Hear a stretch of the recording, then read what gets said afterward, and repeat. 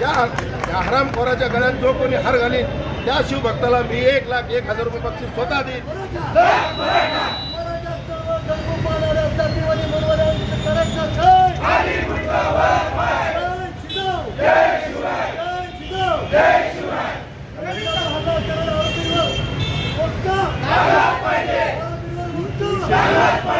छत्रपती शिवाजी महाराज की जय।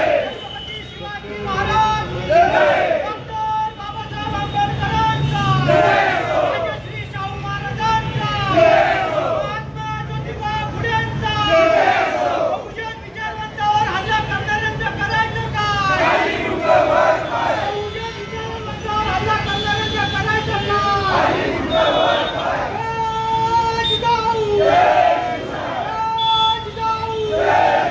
छत्रपती संभाजी महाराज की जय। डॉक्टर बाबासाहेब आंबेडकरांचा जय हो।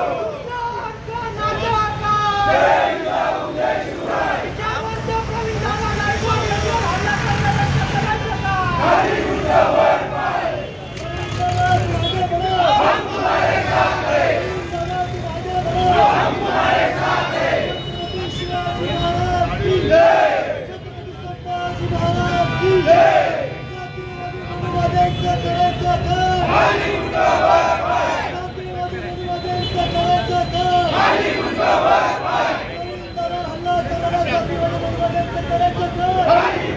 एक सामाजिक चळवळीची अभ्यासू व्यक्तिमत्व, विचारवंत व्यक्तिमत्व सन्माननीय प्रवीणदादा गायकवाड यांच्यावर सरकारच्या हस्तक्षेपांनी, सरकारच्या पिलावळांनी, जातीवादी मनुवाद्यांनी जो भ्याड हल्ला केला त्याचा मी सर्व निषेध करतो।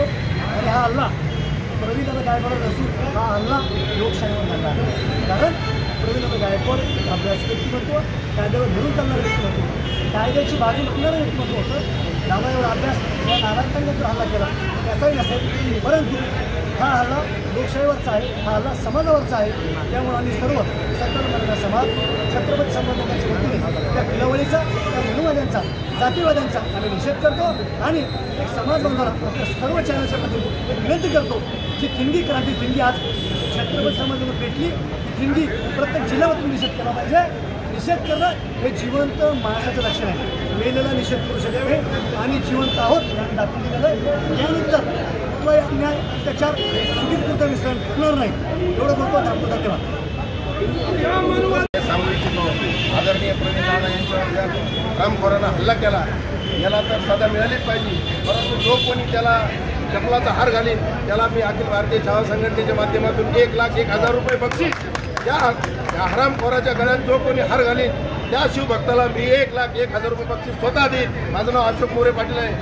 त्या हरामखोर तो शिवभक्त असू शकत नाही। मला तर असं वाटतंय त्याचा DNA केला पाहिजे, तो कुठल्या जातीचा आहे काय आम्हाला त्याच्याशी काही घेणं देणं नाही, परंतु ज्यांनी कोणी प्रवीण दादावर हल्ला केला याचा DNA टेस्ट झाला पाहिजे, कारण तो शिवभक्त असूच शकत नाही। हेच मी तुमच्या माध्यमातून, तुमच्या चॅनलच्या माध्यमातून सांगू इच्छितो।